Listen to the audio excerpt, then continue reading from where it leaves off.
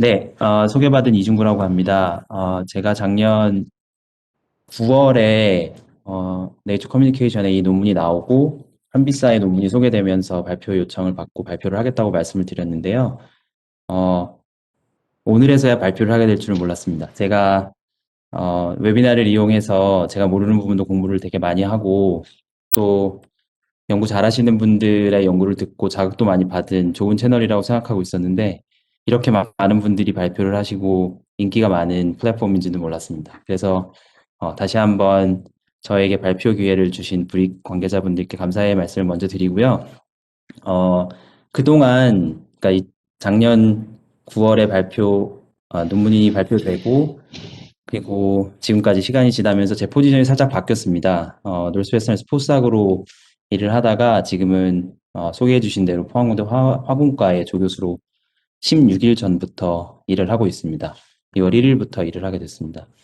그래서 제가 오늘 말씀드릴 내용은 제가 노스웨스턴에서 포스닥으로 있을 때 있었던 결과를 대부분 전반적으로 말씀을 드릴 거고요. 제가 유학을 하면서 느꼈던 중에 가장 어려웠던 점은 이 첫 번째 슬라이드를 이해하는 거였는데, 첫 번째 슬라이드를 제목을 이해하지 못하면 그 나머지 1시간 혹은 50분이 사실상 무의미하기 때문에 첫 번째 슬라이드에서 제목을 설명하는데 약간의 시간을 좀 말씀을 드리겠습니다. 자연계에 혹은 세포 안에는 우리가 이용할 수 있는 빌딩 블록이 사실상 20개밖에 없습니다. 아미노산이죠. 아미노산은 20개밖에 없기 때문에 우리가 단백질을 합성하는 공정을 그대로 이용해서 새로운 물질을 만들고자 한다면 사실상 큰 한계에 부닥칩니다. 왜냐하면 우리가 이용할 수 있는 풀은 단 20개밖에 없기 때문에. 그래서 만약에 그걸로 단백질을 제작한다고 하거나 아니면 새로운 물질을 만들고자 할 때 우리가 어떻게 하면 그 풀을 넓혀서 가능성을 넓힐 수 있을까를 생각하면 아미노산 말고 다른 것들을 제작을 해야 될 거라고 아마 생각이 드실 겁니다. 그래서 제가 했던 내용들은 주로 아미노산 외에 다른 것들이 어떻게 셀 안에서 혹은 셀 내에서 혹은 세포 내 물질에서 인식되고 그리고 그것이 폴리머로 합성이 되는지를 연구를 주로 했습니다. 그래서 제가 말씀드릴 것들은 일단은 첫 번째 논문을 말씀을 드릴 텐데요. 제목을 말씀을 드리면 그러니까 라이보솜을 이용해서 세포 밖에서 이제 펩타이드를 만들었는데요. 그때 펩타이드를 만드는 때 빌딩 블록을 아미노애시드를 사용하긴 했는데 이 논문에서는 그냥 아미노애시드가 아니고 동그란 아미노애시드와 그다음에 백본이 좀 긴 체인을 가지고 있는 아미노산을 이용해서 폴리머를 만들었다는 내용입니다. 이것에 대해서 내용을 말씀을 드리겠는데 사실 그거 말고도 다른 논문들이 좀 나와 있어서요. 이걸 중심으로 다른 전반적인 내용에 대해서 말씀을 드리고 혹시 관심 있으신 분들은 나중에 직접 읽어보셔도 좋을 것 같습니다. 제가 화공학자로서 바이올로지에 관심을 갖게 됐던 이유는 제 원래 전공 화학인데요. 아무리 제가 합성을 하더라도 세포 내에서 이루어지는 반응처럼 정확하고 빠르게 다양한 길이의 스케일에서 그것도 대용량으로 합성을 이루는 건 사실상 불가능했습니다. 그래서 어떻게 하면 저 귀찮은 합성을 내가 하지 않고 남에게 시켜서 혹은 바이오머티리얼에 시켜서 내가 원하고자 하는 것들을 만들 수 있을까를 생각하다가 바이오로지의 장점은 무엇인가를 먼저 한번 소개를 시켜드리겠습니다. 제가 말씀드린 대로 제가 집중적으로 말씀드릴 것은 이 라이보솜이 프로틴을 합성해가는 방법에 대해서 말씀을 드릴 건데요. tRNA가 아미노시드 하나하나를 차지한 것들을 라이보솜 안으로 들어오면 A 사이트라는 데서 라이보솜이 accept를 하고 받고 그리고 P 사이트에서 polymerization을 하고 중합을 하고요. 그다음에 E 사이트로 빠져나가는 과정을 보여드리는 겁니다. 이게 굉장히 다양한 스케일. 여기서는 나노미터 사이즈지만 실제로 센티미터 사이즈까지 이 생물학적 반응들은 굉장히 정확하고 복잡한데도 굉장히 빠르게 일어나시는 것을 볼 수 있습니다. 여기 보면 이콜라이 하나가 단 1시간 만에 수십억 개, 단 한 개의 셀에서 수십억 개의 세포로 분화되는 것을 볼 수 있습니다. 이런 엄청난 바이올로지의 장점을 우리가 화학물질을 합성하는 데 이용할 수 있다면 큰 도움이 되지 않을까라는 생각에 의해서 제 연구가 진행이 됐습니다. 그래서 생각해 보시면 이런 뭐 LG나 아니면 이런 프로캐리오틱 셀들을 이용해서 사실상 이런 커머디티 매일매일 사용하는 이런 그 일상용품을 만들어내는 것들을 생각해 보시면 이게 가능할까라는 생각이 들긴 하겠지만 사실상 지금까지 많은 과학자들이 이런 기술들을 이용해서 새로운 물질들을 만들어내고 있었습니다. 그래서 저는 이것들을 좀 더 세분화시켜서 좀 더 자세한 것들을 들여다보고자 제가 사용했던 방법은 이제 cell-free expression system이라는 내용을 그런 플랫폼을 가지고서 사용을 했는데요. cell-free protein synthesis라는 플랫폼, cell-free protein synthesis 플랫폼이라는 이름으로 불리기도 합니다. 그러니까 이게 아주 기본적으로 쉽게 말씀을 드리면 셀의 벽을 다 허물어서 그 셀 안에 있는 셀 내용물만 딱 추출을 한 다음에 걔를 가지고 실험을 하는 겁니다. 그러니까 셀은 사실 저희가 하는 실험에는 관심이 별로 없고 성장과 분열에 가장 큰 관심을 가지고 있는데요. 저희는 또한 성장과 분열에는 큰 관심이 없습니다. 그래서 셀이 어느 정도 한참 쌩쌩하게 자랄 때쯤 셀을 싹 다 죽여버리고, 예, 좀 말이 거칠지만, 예, 셀을 싹 갈아서 여기 있는 세포 벽을 다 허문 다음에 그 안에 있는 것들만 추출을 해서 실험을 하게 됩니다. 이렇게 되면 세포 벽이라는 어떤 공간이 제한되지 않기 때문에 저희가 원하는 대로 물질들을 새로 넣을 수도 있고, 혹은 물질을 뺄 수도 있고, 이렇게 다양한 자유도를 갖게 됩니다. 이게 과연 실험이 될까라는 것을 생각하시는 분들이 계실 텐데, 우리가 계란을 깨서, 사실 우리 그냥 막연히 생각하면 계란 껍질이, 병아리가 부화하는데 굉장히 중요한 물질이라고 생각이 들잖아요. 그런데 사실상 이 계란을 깨서 적정한 온도와 공기를 주입한 다음에 저렇게 랩 위에다가 올려놓기만 하면 정확히 21일 뒤에 병아리가 부화합니다. 그러니까 사실상 어떤 목적을 이루기 위해서 어떤 공간을 나누기 위한 공간을 나누기 위한 분리막일 뿐이지 어떤 세포 현상이 일어나는 데에 벽이라고 하는 공간은 그렇게 크게 중요하지가 않습니다. 그래서 저희는 이 세포 벽을 허물어서 거기에 우리가 원하는 대로 반응 물질을 좀 집어넣고 얘네들을 이용해서 우리가 원하는 물질을 만들어낼 수 있지 않을까라는 생각으로 이 연구를 진행하게 된 겁니다. 그러니까 예를 들면 제가 라이보솜을 연구하고 싶다. 그러면 메신저 RNA를 새로 넣어주고 그다음에 새로운 tRNA를 넣어주고 새로운 서브스트레이트를 넣어주면 우리가 원하는 대로 물질을 만들어낼 수 있지 않을까라는 상상력으로 시작을 하게 된 겁니다. 최종 목표는 그래서 어떤 치료제를 만들거나 아니면 아주 정밀한 프로틴을 만들거나, 왜냐하면 제가 나중에 설명드리겠지만 라이보솜은 굉장히 정밀하고 빠른 기계 중에 하나입니다. 아니면 천연물을 만들거나, 이것이 저희 연구실에서 추구하고자 하는 목표입니다. 말씀을 드리기 전에 제가 제가 유학을 하면서 어려웠던 점 중에 하나가 그 비슷한 단어들을 구별하는 방법인데요. 구별하는 거였는데요. 그러니까 제가 라이보솜도 얘기를 할 거고 라이보자임도 얘기를 할 거라서 먼저 말씀을 드리겠습니다. 라이보솜은 큰 덩어리다. 그러니까 1초에 20개의 아미노산을 전해지는 유전 정보에 의해서 프로틴으로 바꾸는 기계입니다. 그러니까 요즘 말로 하면 그 단백질 찌는 장인이라고 생각을 하시면 될 겁니다. 얘는 계속 그냥 전달되어 오는 메시지에 의해서 단백질만 만들어내냅니다. 그것도 굉장히 정확하게. 그러니까 10만 개의 아미노산을 인코퍼레이션 시키는데 딱 한 번의 실수만 하는, 통계적으로. 그러니까 굉장히 정확한 애죠. 이 아이를 우리가 이용해서 폴리머를 만들 수 있다면 굉장한 기계가 케미컬 머신이 될 거라는 생각이었습니다. 그래서 이콜라이에 있는, 그러니까 대장균에 있는 라이보솜 같은 경우는 한 4,500개 정도의 뉴클리오타이드로 이루어져 있고요. 크게 large subunit, small subunit이라고 저희가 분리를 합니다. 사실상 세 개인데요. 크게 그냥 50S, 30S, 전체는 70S라고 부르고요. 단순한 그냥 그 합이 아니고 그 속도에 의해서 떨어지는 걸 얘기하기 때문에 어쨌든 80S가 아니고 70S라고 이야기를 합니다. 근데 이 구조를 살펴보면 어릴 때 어머니가 그 니트를 떠주실 때 이렇게 뜨개바늘로 이렇게 떠주셨던 게 나중에 다 뜨시고 나면 이렇게 박아놓고 이렇게 그렇게 박아놓으신 것처럼, 그러니까 라이보솜을 실제로 들여다보면 여기에 엄청난 그 라이보솜 프로테인, 그러니까 펩타이드가, 짧은 펩타이드가 막 박혀 있습니다. 사실상 굉장히 복잡한 구조 중에 하나고요. 약 50개 정도의 펩타이드가 붙어 있습니다. 뭐 아주 중요한 건 아니지만 이렇게 구성이 되어 있고요.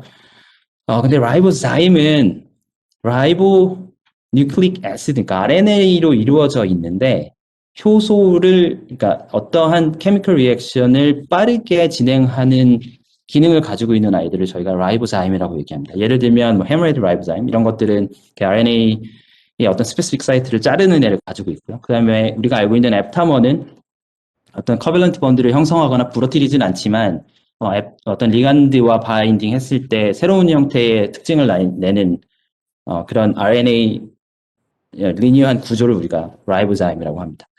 그러면 살짝 제가 퀴즈를 드리면, 그러면 라이보솜은 라이보자임일까요? 아닐까요? 네, 다들 맞추셨을 것이라고 생각합니다. 라이보자임이죠. 라이보솜 RNA로 이루어져 있는 아주 거대한 덩어리. 단순히 펩타이드가 좀 박혀 있긴 하지만 어떤 케미컬 리액션을 촉진하는 기계입니다. 그러니까 특히 스페시픽하게 말씀드리면 펩타이드 본드 포메이션, 에이마이드 본드 포메이션, CONH를 끊임없이 연속적으로 만들어내는 아이입니다. 우리가 얘를 만약에 엔지니어링 할 수 있다면 얼마나 좋을까라는 생각으로 연구를 진행을 하게 된 겁니다. 전체적으로 프로틴 트랜슬레이션에 대해서 간단하게 말씀을 드리면 셀 안에서는 아미노아시드 RNA 신테테이즈라는 AARS라는 요 효소가 엔자임이 tRNA와 정확하게 바인딩해서 이콜라이 안에는 약 40개 이상의 tRNA가 있는데요. 걔랑 바인딩해서 정확하게 여기에 있는 코돈에 인식되는 아미노산을 갖다 붙여주고 그리고 어떤 컴플렉스가 형성이 되면 elongation factor TU라는 어떤 딜리버리 시스템에 의해서 라이보솜이 정확하게 배달이 되고 P 사이트로 배달이 되고 A 사이트로 배달이 되고 P 사이트로 넘어가서 폴리머리제이션이 되면 단백질이 합성이 됩니다. 그런데 제가 관심 가지는 부분은 딱 이 부분입니다. 근데 저는 AARS라는 이 효소를 사용하지 않고요. 아미노아시드 RNA 신테이즈를 사용하지 않고 다른 효소를 말씀을 드릴 건데 그게 바로 라이보자임입니다. 그래서 제가 아까 라이보솜과 라이보자임을 설명을 드린 겁니다. 우리가 아까 저희가 처음에 말씀드린 대로 20개의 아미노산만 이용해서 얘를 무언가를 만들려고 한다면 우리는 반드시 한계에 부딪습니다. 그렇죠? 그러니까 그것보다 좀 더 많으면 다양한 물질들을 만들 수 있지 않겠느냐라고 해서 제가 도입한 시스템은 플렉시자임이라는 겁니다. 그러니까 라이보자임에서 나왔는데요. 이거는 제가 지은 이름이 아니고 동경대에서 사실 이 연구를 활성화시킨 거의 파이어니어링 시킨 교수가 있는데요. 히로아키 수가라는 교수가 이 부분을 만들어냈고요. 그 사람은 하버드에 있는 슈스텍 그룹에서 슬랙스라는 시스템을 이용해서 이걸 발견을 하게 된 겁니다. 그래서 라이보자임인데 어떤 역할을 하는 라이보자임이냐면 tRNA를 구별하지 않고 어떠한 tRNA에다 자기가 원하는 tRNA에다가 우리가 원하는 물질을 정확하게 합성을 해서 넣어주면 걔가 tRNA에 가서 달라붙습니다. 그러니까 아미노아시드 RNA 신테이즈는 아미노산과 tRNA에 대한 정확한 스페시피시티가 있다면 여기에 있는 이 플렉시자임은 스페시피시티 따위는 전혀 필요하지 않고 그대로 그냥 섞어주는 대로 다 합성을 하는 약간의 합성이 필요합니다. 그러니까 플렉시자임은 페닐알라닌에 있는 이 벤질 그룹을 인식을 하고요. 그 다음에 리빙 그룹도 인식을 하고 리빙 그룹을 조금씩 변형을 해도 다 인식을 한 다음에 이 에스터폼, 액티베이트 되어 있는 에스터폼을 3' 하이드록실 그룹에 있는 tRNA와 같이 결합을 시켜주는 I입니다. 그래서 이렇게 아미노아시드 RNA 신테이즈로 non-canonical 혹은 non-natural들을 우리가 붙여서 힘들게 인식되지 않는 아이들을 억지로 이렇게 붙이려 하지 말고 플렉시자임이라는 아이를 도입해서 CCA만 인식하니까 tRNA를 넣어주고 우리가 적절히 합성을 해서 섞어주면 우리가 원하는 대로 원하는 코돈을 가지고 있는 tRNA를 만들어낼 수 있지 않을까라는 것이 전체 이 기본적인 지식입니다. 네, 그래서 다시 설명을 드리면 이렇게 셀 안에서 일어나는 것들을 저희는 셀 밖에서 셀 프리 시스템으로 이용을 할 건데 셀 프리 시스템을 이용하면 이 세포 벽이 깨지게 되니까 세포 벽을 다 없앤 다음에 여기에 있는 tRNA와 플렉시자임을 우리가 합성한 물질과 합쳐줘서 붙인 다음에 컴플렉스를 만들어주고 얘를 셀 밖에서 넣어주면 이 라이보솜이 이게 진짜 셀 안에서 일어난 tRNA인 줄 알고 갖다가 붙여주겠구나라는 가설로 이제 실험을 진행했습니다. 근데 제가 이렇게 열심히 말씀을 드리지만 이게 제가 처음 한 게 아니고요. 사실 좀 전에 말씀드린 동경대에 있는 그 히로아키 수가라는 사람이 먼저 이 일을 다 진행을 했습니다. 근데 저희가 그 틈새 시장을 어떻게 공략할까 이렇게 들여다 보니까 이게 그쪽에서 나온 리뷰 논문인데 주로 아미노산과 아미노아시드와 하이드록시 애시드 요즘에 아주 최근에 사이오애시드라는 앞에 NH가 아닌 SH로 되어 있는 서브스트레이트도 최근에 인코퍼레이션을 성공시키긴 했지만 주로 아미노아시드와 하이드록시 애시드만 서브스트레이트로 이용을 했습니다. 여기 보시면 굉장히 팬시하게 보이는데 사실 이건 다이펩타이드이기는 한데 길게 보면 여기도 아미노 애시드고요. 여기도 알킬레이션이 되어 있긴 하지만 아미노 애시드고요. 요건 하이드록시 애시드죠. 하이드록시 애시드. 그러니까 대부분 다 아미노 애시드와 하이드록시 애시드만 주로 팠고 다른 것들은 잘 건드리지 않았었습니다. 그래서 저희가 그러면 요거 말고 우린 다른 것으로 좀 한번 해보자라는 시도로 합성을 이제 하기 했습니다. 그래서 이 뒤에 보이는 이 서브스트레이트들이 제가 합성했던 것 중에 일부고요. 그것에 대한 내용을 좀 자세히 말씀을 드리겠습니다. 플렉스타임을 이제 이볼루션 시킬 때, 셀렉스라는 시스템을 이용해서 이볼루션 시킬 때, 이 사람들이 처음에 이용했던 서브스트레이트가 페닐알라닌입니다. 여기 보면 여기 이제 페닐알라닌이죠. 근데 이제 뒤에가 이제 에스터폼이라서 제가 그냥 이렇게 중요하진 않고요. 그냥 에스터폼인데 약자로 쓴 겁니다. 사이노메틸 에스터라는 에스터폼을 만들어 합성을 한 다음에 플렉스타임을 이볼루션 시켜서 얘를 tRNA에 붙여보니까 이게 잘 붙더라. 그래서 저희는 이제 컨트롤로 처음에 이볼루션 시킬 때 필요했던 이볼루션 했을 때 사용했던 그 서브스트레이트를 일단 합성을 했고요. 그리고 다른 것들이 되는지 안 되는지 좀 그럼 궁금하니까 실험을 어떻게 해볼까 하다가 디자인을 할 때 그럼 하나씩 좀 없애보자라는 생각으로 일단은 에민 그룹을 날려봤습니다. 그래서 이렇게 하나를 합성을 했고요. 그 다음에는 여기 프로톤들이 필요할까? 해서 또 한번 없애보고요. 그래서 이렇게 unsaturated 된 카본 체인을 만들었고요. 그 카본이 꼭 2개가 필요한가? 라고 해서 2개를 다 날려봤고 또 이건 하나만 날린 거고. 그래서 이렇게 일단 5가지. 그러다가 꼭 링이 필요한가? 리빙 그룹에 넣으면 안 되나? 그래서 이제 아예 여기 다 RP 체인으로 다 바꾸고 뒤에다가 LA 그룹을 넣는 리빙 그룹에 LA 그룹을 넣는 거 시도를 했습니다. 근데 다행히도 이 모든 것들이 다 차지가 됐습니다. 그러니까 tRNA 다 달라붙은 겁니다. 여기 보이는 것들이 플렉스자임이고요. 굳이 아미노 애시드를 사용하지 않고 굳이 에이민이 필요하지 않고요. 그 서브스트레이트 중에 굳이 여기가 세츄레이트 되어 있는 카본이 필요가 없고요. 그리고 카본이 꼭 2개일 필요도 없습니다. 그리고 굳이 여기가 LA 그룹이 있을 필요가 없습니다. 그러니까 가능성이 되게 많아진 거죠. 굳이 아미노 애시드라는 스트럭처에 묶여서 거기서만 계속 우리가 무언가를 바꾸려고 했는데 그러지 말고 아예 백본 전체를 다 바꿀 수 있는 서브스트레이트가 되겠구나라는 생각을 하고 저희가 이제 그럼 여기서부터 하나씩 데리베이티브를 만들어 보자라고 해서 이제 진행을 하게 됐습니다. 일단 tRNA는 그렇게 붙었고요. 그럼 라이보솜이 얘를 과연 받을까? 이게 A 사이트에 들어가서 다른 아미노애시드과 결합을 해서 얘가 과연 폴리머레이제이션이 될까?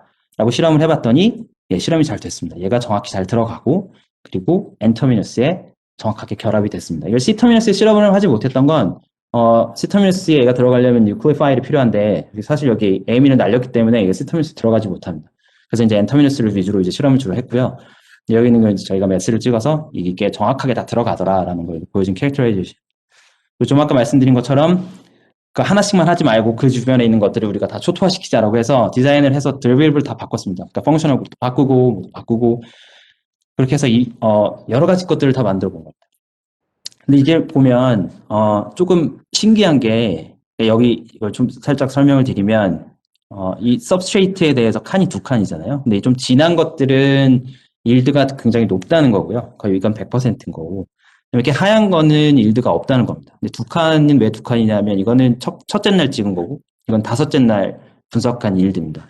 그러니까 반응을 5일 동안 보냈는데요. 얘는 이제 100% 첫날 갔으니까 5째 날도 당연히 100%고 이 C라는 서브스트레이트는 첫날은 소리가 안 들리시나요? 첫날은 이 C 같은 경우는 첫날은 그냥 아무것도 붙지 않고요. 둘째 날은 이제 어느 정도 좀 붙었습니다. 그리고 이런 13번, 14번 같은 서브스트레이트는 아예 달라붙지는 않습니다. 아무리 오랫동안 놔도 달라붙지 않고요. 25번, 26번 같은 것도 달라붙지 않습니다. 아니 왜 얘가 똑같이 달라붙지 않고 어떤 것들은 잘 붙고 어떤 것들은 잘 안 붙지? 처음에는 저희가 랜덤인 줄 알았습니다. 저희가 합성을 뭐 이렇게 체계적으로 했던 게 아니라 적당히 있는 대로 주문한 것들이 오는 대로 합성을 해봤으니까 왜 어떤 건 되고 어떤 건 안 되지? 이렇게 그래서 이 일드가 차이가 나는 이유가 뭘까 생각을 하다가 만약에 우리가 이 일드 차이 나는 이유를 알면 어떨 땐 되고 어떨 땐 안 되는 걸 알면 그러면 되는 것만 합성해서 훨씬 우리가 이 폴리머라이제이션 시키는 풀들을 늘릴 수 있겠다라는 생각으로 왜 안 되는지를 이제 분석을 하기 시작했습니다. 사실상 알고 봤더니 큰 의미가 있었던 건 아니고요. 우리가 올게닉 케미스트리 수업을 들으면 가장 많이 듣는 것들이 그 일렉트로닉 이펙트하고 스테릭 이펙트인데요. 일단 가장 3가지 이유 중에 2가지는 그 유기화학에서 배웠던 그 간단한 이론이었고요. 그리고 첫 번째 거는 이볼루션과 관련된 내용이었습니다. 그러니까 아까 처음에 말씀드린 플렉스자임을 이용할 때 페니랄라닌을 이용을 해서 이 녀석들이 이분들이 그 플렉스자임을 개발했기 때문에 그 페닐알라닌과 비슷한 구조를 가지고 있는 애들은 다 그 플렉스자임을 이용해서 tRNA 잘 붙고요. 그러니까 여기 첫 번째 보시는 게 페닐알라닌과 스트럭처 시밀러리티가 있으면 굉장히 잘 붙습니다. 그러니까 백본이 이렇게 카본이 두 개가 있거나 그리고 여기 있는 것들이 링으로 접혀 있거나 혹은 그러니까 A는 있으면 없으면 상관없는데 링이 있거나 카본 체인이 이렇게 두 개로 되어 있는 애가 있으면 이런 애들은 페닐알라닌이 굉장히 좋아합니다. 여기 보시면 새파랗게 조금 차이가 있지만 이게 그 언세츄레이트 되어 있는 것들은 조금 속도가 느리긴 하지만 결정적으로 나중에 좋은 일들을 가져가게 됩니다. 그리고 일렉트론 poor characteristic이 있는 substrate들, 예를 들면 여기 일렉트론 withdrawing group이 있는 애들은 여기 있는 전자를 좀 다 끌어오기 때문에 여기가 텅텅 비죠. 그래서 얘가 여기로 들어가서 공격하기가 좋습니다. 그리고 마찬가지로 여기에서 뭔가 이렇게 꽉 막혀 있으면 얘가 여기 들어가는데 시간이 오래 걸리기 때문에 이렇게 큰 애들, 뭐 포밀 그룹이나 이렇게 아이오다이트처럼 큰 애들이 들어가 있으면 여기 들어가기 힘듭니다. 그래서 반응이 절대 가지 않고 이렇게 조그만 애들, 아예 없는 애들 집어넣어주면 반응이 잘 갑니다. 그래서 그럼 얘를 우리가 디자인 룰이라고 우리가 정립을 하고 이 룰을 따라서 디자인을 하게 되면, 서브스트레이트를 디자인하게 되면 시간도 아끼고 그리고 다른 사람들이 이용을 하게 될 때 디자인을 잘 하게 되지 않을까? 그리고 그 풀이 점점 넓어지지 않게 될까? 라는 생각으로 과연 저희 프레딕션이 맞는지를 생각을 했습니다. 그래서 랜덤하게 저희가 한 6개 정도 디자인을 해가지고요. 예를 들면 벤조익 애시드에 일렉트론 위드링 그룹이 있는 애들, 그 다음에 뭐 그 페닐알라닌과 비슷한 스트럭처를 갖는 애들, 아니면 같은 벤조익 애시드지만 일렉트론 도네이팅 그룹이 있어서 전자를 이쪽으로 다 푸시해줘서 여기서 그 3' 하이드록실 그룹, tRNA의 3' 하이드록실 그룹이 여기를 치지 못하게 하는 애들, 이렇게 랜덤으로 합성을 한 다음에 먼저 실험을 하기 전에 예측을 해본 겁니다. 얘는 잘 안 될 것 같아. 얘는 잘 될 것 같아. 왜냐하면 우리 디자인 룰이 그렇게 보여줬으니까. 그리고 실험을 했는데 사실상 정확하게 나왔습니다. 여기 있는 것들이 일드고요. 저희가 예측했던 것들, 그러니까 이건 안 될 것 같아라고 했던 거는 반응이 가지 않았고요. 저희가 예측해서 잘 됐던 것들은 반응이 잘 갔습니다. 그리고 얘네들은 실제로 tRNA에 붙어서 라이보솜에 들어가서 폴리머라이제이션이 된 애들입니다. 그래서 첫 번째 페이퍼에 대해서 짧게 말씀을 드리면 플렉스자임을 가지고 이것저것 만들어 보다가 저희가 디자인 룰을 발견하게 됐고요. 그 디자인 룰 때문에 그냥 아미노산만 지금까지 이렇게 쭉 합성을 해왔는데 그거 이외에 다른 것들까지도 합성할 수 있을 만큼의 레인지로 저희가 충분히 넓혔다고 생각을 했습니다. 그리고 이렇게 디자인 룰을 만들고 레인지를 넓혀보면 지금까지는 계속 이거는 되나 안 되나? 한번 실험해서 안 되면 안 되는구나. 그래서 계속 트라이 앤 에러로 실험을 하다가 이젠 디자인 룰이 나왔으니까 그대로만 실험하면 그렇게 시간 낭비할 필요 없고 노력을 낭비하지 않고 만들 수 있겠구나라는 내에 저희는 의의를 두고 이 연구를 진행했습니다. 그래서 두 번째로 말씀을 드릴 것은 아까 말씀드린 것들 중에 그 니클레 파일이 없어서, 그러니까 중간에 저희가 A민을 다 날렸잖아요. 그래서 C 터미너스에 들어가지 않았던 것들이 있는데 이번엔 C 터미너스에 들어가는 애들만 만들어보자라고 해서 이번 살짝 관점을 바꿔서 아미노 애시드를 만들자. 그런데 아미노 애시드를 만드는데 이번에는 좀 벌키한 애들도 만들고 그다음에 알파 아미노 애시드만 주로 그 수가 그룹에서 연구를 했으니까 우리는 비타 그룹, 그다음에 그러니까 비타 아미노 애시드, 감마 아미노 애시드, 델타 엡실론, 지타까지 쭉 길이를 한번 늘려보고 그리고 입체적으로 크기도 한번 점점 뚱뚱하게 만들어서 얘네들이 과연 다 들어가는지를 살펴보자라는 내용으로 연구를 진행했습니다. 연구를 진행하기 전에 일단 라이보솜이 그럼 과연 비타 아미노 애시드를 받아들일까? 라고 해서 일단은 기본적인 실험을 했는데요.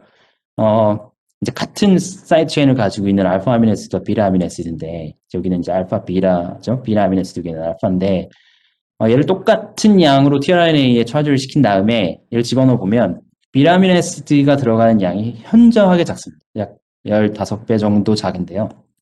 그러니까 그 단백질 찌는 장인 이 라이보솜은 지금까지 수십억 년 동안 셀 안에서 에볼루션을 하면서 알파 아미노 애시드만 집어넣도록 진화를 한 애입니다. 그러니까 비타 아미노 애시드 같은 애를 집어넣으면 싫어합니다. 그러니까 억지로 집어넣긴 하나 주로 이제 싫어하게 되죠.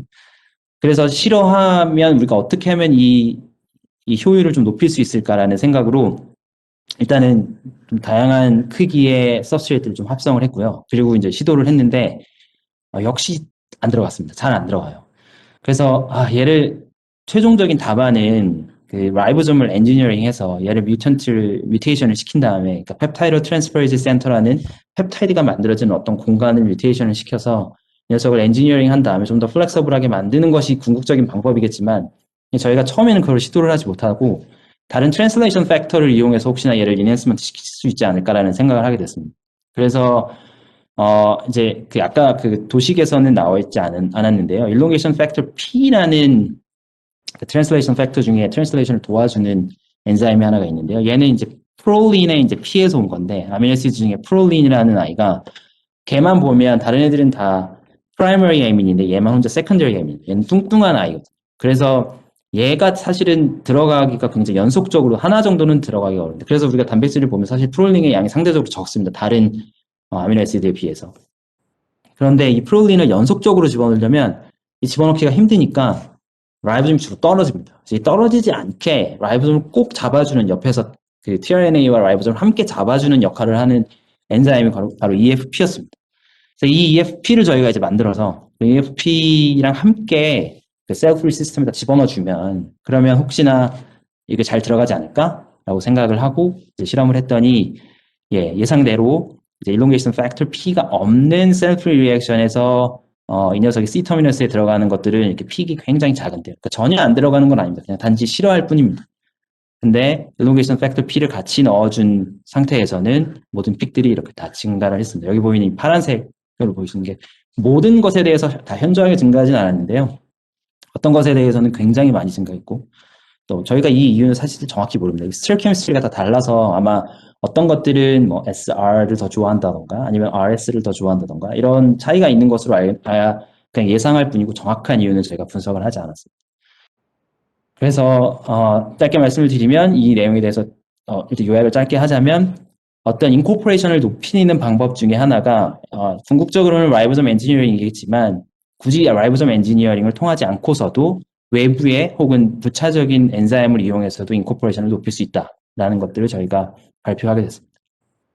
그리고 이 세 번째는 이제 제가 라이보솜을 조금씩 이제 엔지니어링을 하기 시작한 겁니다.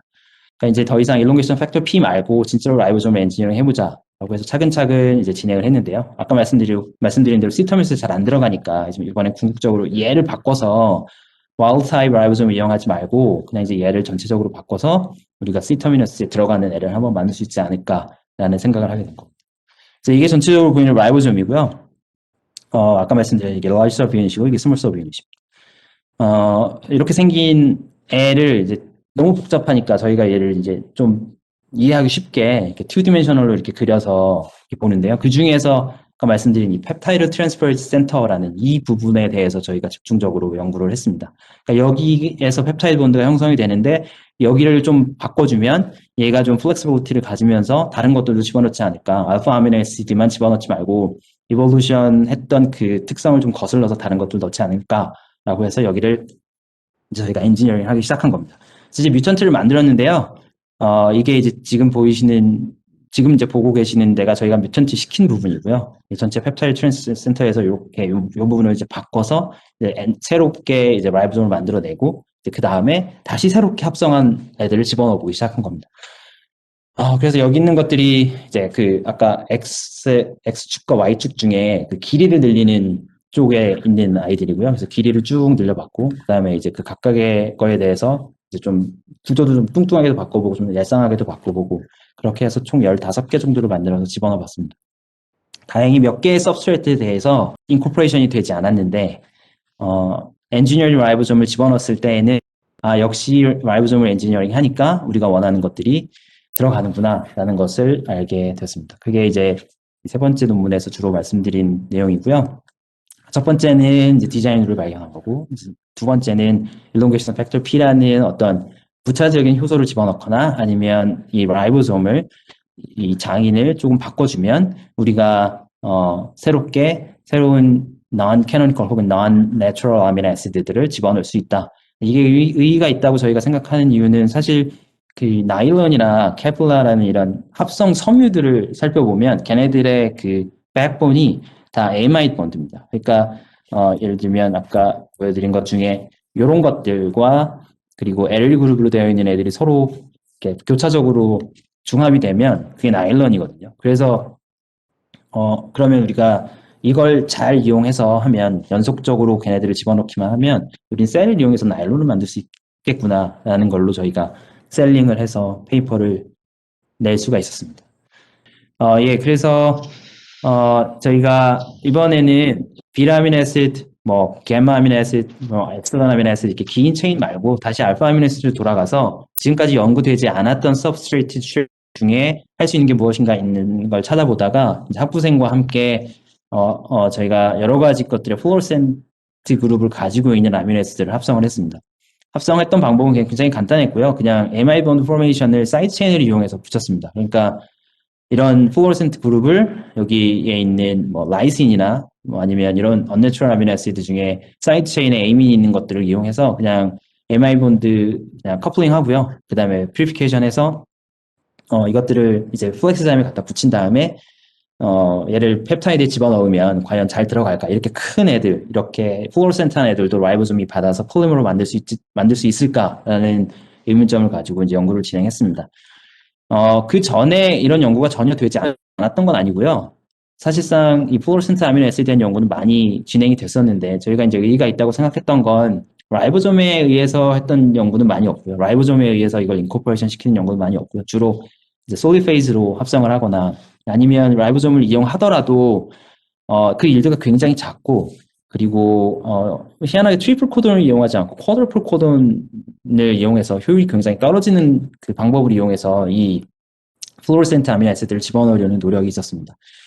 그래서 그거 하지 말고 그리고 대부분 이 보디피라는 이 플로로센트 그룹에 대해서만 연구가 진행이 됐었고요. 왜냐하면 이제 이런 것들이 그 펑셔널 그룹이 바뀔 때마다 다양한 색깔을 낼 수 있으니까 이 보디피를 사람들이 주로 이용했던 건데 우리는 이 보디피는 별 관심 없고 아예 다른 여러 가지 것들을 플로로센트 그룹을 만들어서 얘를 아미노에시드 붙인 다음에 걔를 인코퍼레이션 시키면 얘가 어떤 아미노산 사이즈의 플로로센트 프로브를 필요로 하는 어떤 시스템에서 유용하게 쓰이지 않을까라는 생각으로 실험을 진행하게 됐습니다.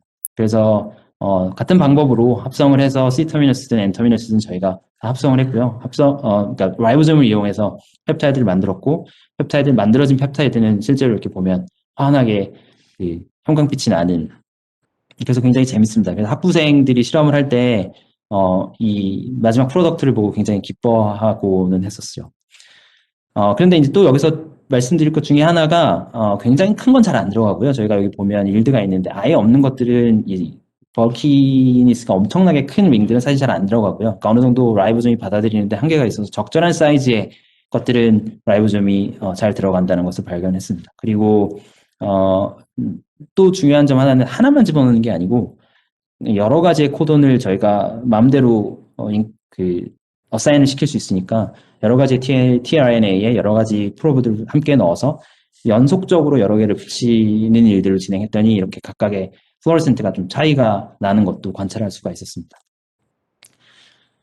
그래서 제가 시간이 조금 빨리 진행된 것 같은데 전체적으로 제가 4년간 포스닥을 하면서 했던 것들을 말씀을 드리면 저희는 그 바이올로지컬 시스템을 이용해서 셀 안이 아니고 셀 밖에서 셀 익스트랙트를 이용해서 새로운 물질을 만들어내는 데에 중점을 뒀고요. 생각 외로 이 프로틴 트랜슬레이션 시스템이라고 하는 것은 단백질만 만드는 것이 아니라 굉장히 플렉서블해서 우리가 원하는 것들을 잘 만들어낼 수 있다라는 결론을 얻었고요. 라이보솜, 그냥 와일드타입 라이보솜보다는 우리가 목적에 맞게 엔지니어링 시킨 라이보솜이 더 잘 되더라. 그러면 이걸 이용하면 새로운 물질의 것들을 만들어낼 수 있을 거다라고 이제 생각을 하게 된 겁니다. 그래서 이제 마지막에 한 2개 정도 슬라이드 남았는데요. 저희 랩에서 하려고 하는 건 이제 아미노 애시드는 다 됐고요. 제가 포스닥 때 일을 다 한 거라고 생각을 하고요. 아미노 애시드 말고 다른 다른 폴리머를 만들고 싶습니다. 그러니까 예를 들면 좀 많이 나간 생각일 수 있겠지만 뭐 폴리스타이렌을 라이보솜으로 만든다던가 아니면 폴리유레세인을 라이보솜으로 만든다던가 이제 그러려면 그 백본이 그러니까 모노머와 모노머 사이가 카본 본드가 형성이 돼야 되거든요. 에마일 본드가 아니라. 그럼 그 카본 본드를 형성을 하려면 당연히 라이보솜을 새롭게 만들어야겠죠. 라이보솜은 지금까지 펩타이드만 만드니까. 이렇게 만드는 것 중에 이렇게 만들면 좋은 점이 뭐냐면 메신저 RNA 같은 이 시퀀스만 저희가 조절을 해주면 다양한 방식의 그 폴리머들을 손쉽게 만들어낼 수 있습니다. 새롭게 화학적 방법을 그 케미컬 신세시스를 개발할 필요 없고요. 라이보솜이 걔만 받아들이기만 하면 연속적으로. 근데 또 중요한 건 길이도 바꿀 수 있고요. 시퀀스도 바꿀 수 있습니다. 우리가 예를 들면 뭐 A, B, C, D, E라는 코돈을 3개씩 이루어진 코돈을 쭉 5개를 놓고 그 얘를 다시 바꿔주기만 하면 그러니까 DNA 올리고만 새롭게 주문을 해서 셀 안에 집어넣어주면 셀프 시스템에 집어넣어주면 T7 폴리머레이즈가 RNA 폴리머레이즈가 메신저 RNA로 바꾸고 그리고 걔를 라이보솜이 인식하기만 하면 완벽하게 다른 종류의 폴리머를 만들 수 있다고 저희는 생각을 합니다. 길이도 조절이 가능하고요. 올리고만 다르게 주문하면 됩니다. 그러면 정확하게 라이보솜이 99.999%의 정확성을 가지고 있으니까 지금까지 만들어냈던 화학 합성법으로 폴리머를 만드는 것보다 더 정확하게 그러니까 모노디스퍼스한 폴리머를 만들어낼 수 있지 않을까라고 이제 저희가 이제 생각을 한 겁니다. 그러니까 지금까지 발견된 사람들이 사용하고 있는 뭐 래프트나 이런 ATRP가 PDI를 1에 최대한 가깝게 만들기는 했는데요. 사실상 저희가 라이보솜을 만들면 정말 PDI가 1인 폴리머를 만들 수 있지 않을까라는 생각으로 제가 앞으로 연구실을 운영할 생각입니다.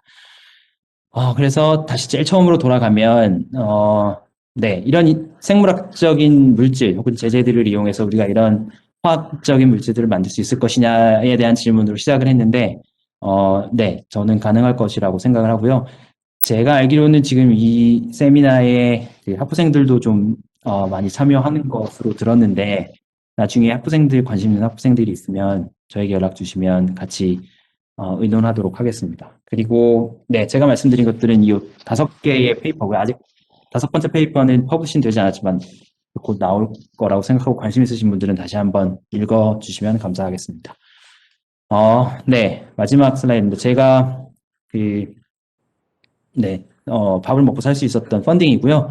그리고 일을 저 혼자 했다면 아마 못했을 겁니다. 다행히 이제 미국에는 그 뮤릭 프로젝트라는 반드시 그 다양한 학교에서 참여를 해야만 프로젝트가 진행될 수밖에 없는 프로젝트가 있었는데요. 제가 다행히 그 프로젝트에 참여하게 되면서 여러 분야의 전문가들을 만나서 이 일을 진행을 할 수가 있었습니다. 저희 그룹이었고 벌써 그리운 저희 노스웨스턴 캠퍼스였습니다. 네, 감사합니다.